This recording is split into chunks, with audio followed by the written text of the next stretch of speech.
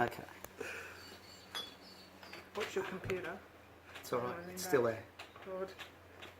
Right, comfortable? Very right. Okay.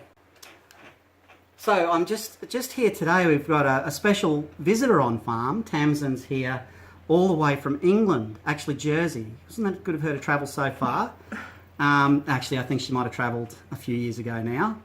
But you've been living in Australia for some time, Tamzin. How long ago? You've been here for? About 16 years. 16 years now.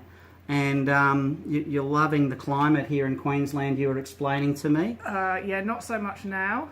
Yeah, not after 13 years of teaching children to ride, standing in the blazing sun. It's been a little bit tough this year, and actually on a dairy farm, much like you've been finding with the horses, animals feel the heat, don't they? Yeah. And the children. The children, yes. And the instructor.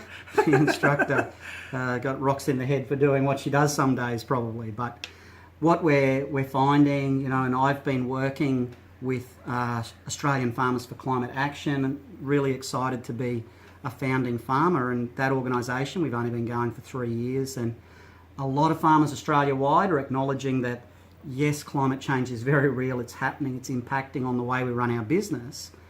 And it's a challenge because we're also facing other issues surrounding profitability when it comes to producing food.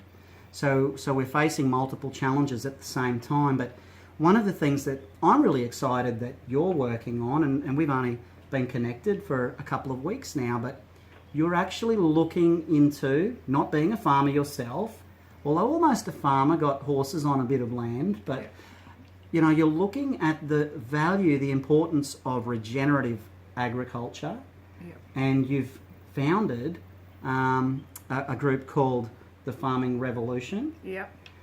Wouldn't say it's really a group, it's sort of me. And, okay. I'm trying to connect with people in the soil industry, fertiliser, natural organic fertilisers, seed graders, people like you who have just thought outside the box, anybody that's including the environment and working with the environment rather than against it, and just going against chemicals because as we all are becoming more and more aware of, glyphosate particularly, but all the herbicides, pesticides, especially the fungicides, are just killing our ground.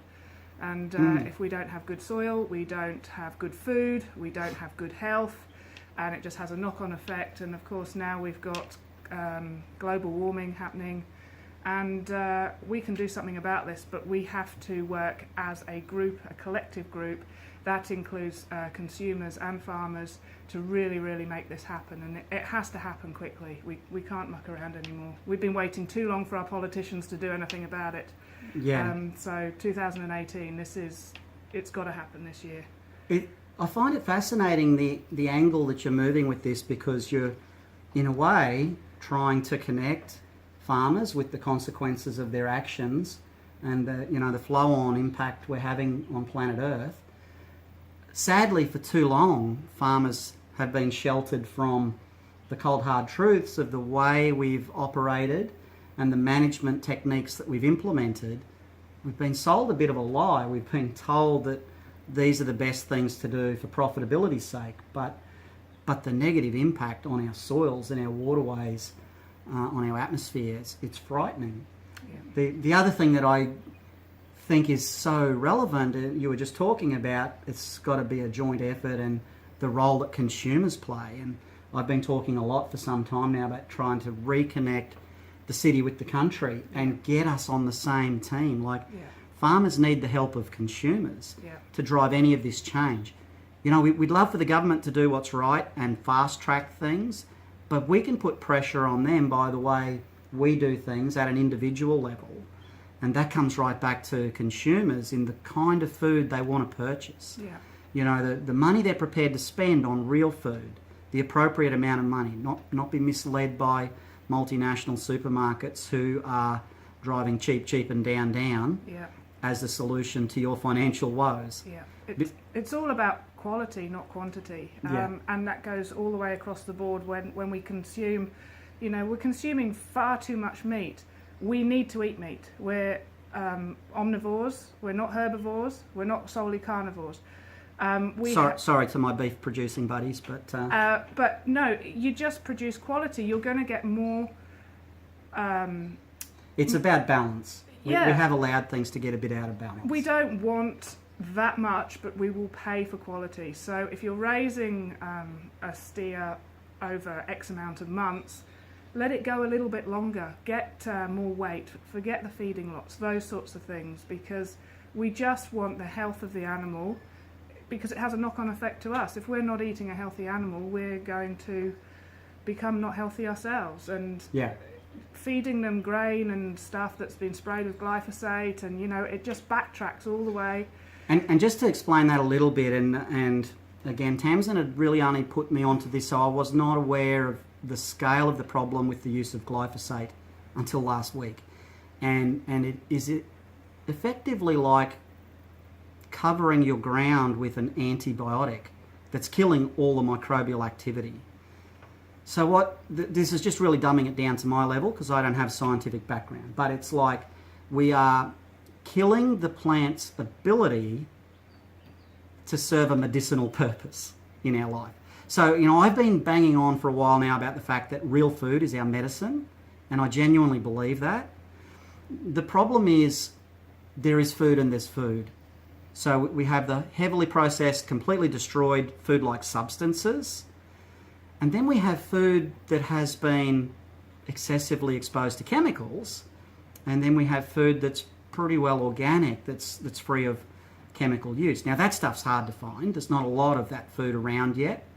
The market needs to drive that, and the price point needs to be there to encourage farmers to move towards that. But it's critically important, because what we are doing is we're eating foods that are not providing the, like I said, the medicinal element to our diet. And then we're relying on big pharmaceuticals to give us the medicine that was in the plants until we took it all out, until we killed it. Yeah, there's the nutrient value in a hydroponically grown tomato or lettuce or something is just, it hasn't even seen the soil.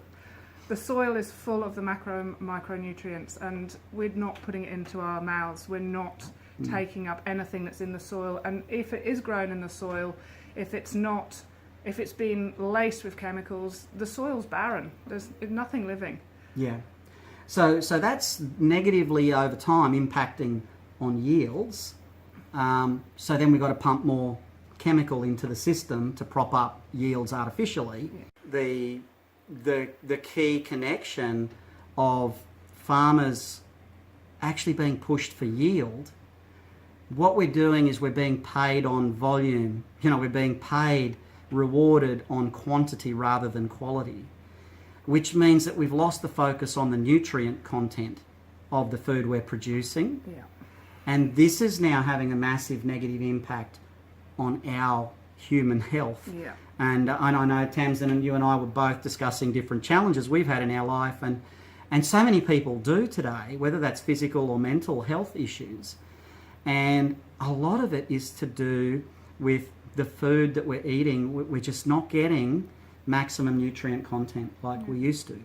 So there's a lot of instability creeping into us as humans, and that is then affecting, I think, our ability to think with clarity about the decisions we make, which impact our future and that of our planet.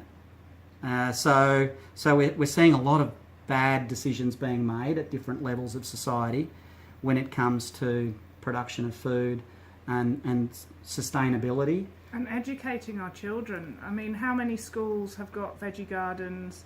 How many schools? I mean, my daughter is taught, given a seed, and she's taught how it sprouts and the roots go down and all those things. But they need to be interactive. They've got to get their hands in the soil. They've got to feel what good soil feels like. Pull out the worms, like we used to do. It's a very therapeutic impact of doing those just things. Back to basics, and then walking cooking. barefoot on the grass, as long as it hasn't been sprayed with Roundup. Yes. Don't do that. And cooking. So if they, pick some runner beans or peas, learn to cook real food, not Yeah, there's some good research that kids are more likely to eat food they've grown in their backyard. Yeah, because it tastes so good. Yeah, but it means something to them as well. Yeah, absolutely. They've connected with the earth. We're from the earth, and we'll go back to the earth. And if we let it survive. Yes.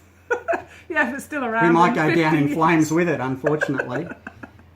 If it's still around. So, we talk about sustainability, and I'll just wrap this up fairly soon, but sustainability is not even the issue anymore. Sustainability is not good enough. Like we've taken things back so far that we need to go above and beyond sustainability, and that is to regenerate, which is what you're so excited about, getting people to understand regenerative agriculture, rebuilding beyond the damage that we've done to get us to this point in time. Yeah. And regenerative farming is about taking the carbon out of the air, producing a lovely compound called humus, and the humus absorbs the carbon out of the air, and so it will just give us a bit of respite if we can halt global warming by taking the carbon out of the air and putting it back in the ground. We can clean up the rest of the mess that we've created on our lovely human journey, producing plastics and crude oil and things like that.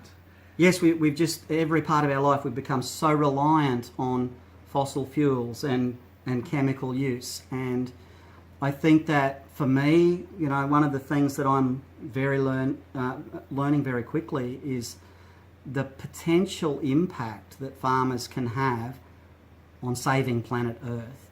And when you talk about sequestering carbon back into the soil, what that literally means is that we are pulling carbon out of the atmosphere, locking it into the soil, and that has a flow-on effect. We're cleaning up our atmosphere, but the humus, as you said, in the soil is then also capturing and retaining moisture. So a lot of the issues where marginal farmland is becoming completely non-productive, we could actually regenerate that back to productive land if we can retain moisture content in the soil. Exactly. And in Australia, with the climate that it has, it's such a wide range of climate variability.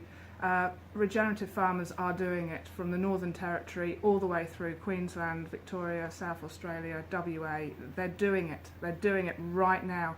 And we as consumers have got to get behind them and say, yeah, this is what we want. We don't mind paying a little bit of extra money for quality, for knowing that our food, where it's come from, that it hasn't been sprayed, because once you've got the soil up to a certain living level, the food it produces has an automatic, it repels insects and predators and then the other insects. So it's like its own immune defence system naturally. Yeah, own little ecosystem, and farmers don't have to spray.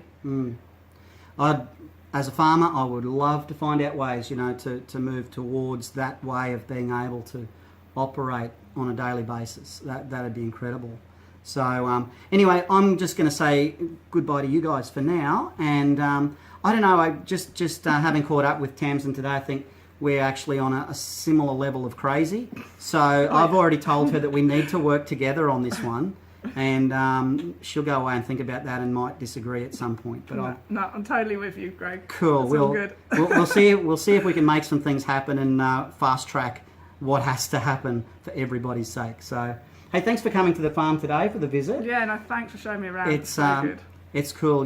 We'll keep the guys in Facebook world and on YouTube updated with progress as things are happening, and no question there'll be a fair bit happening over the next year or so, but I'm certainly keen to hear you pulling off some of the things you've been talking about. I'm not going to tell you guys just yet what that is, but yes, we'll give you a heads up when things start to unfold. Yeah. Cheers. Thank you. Bye.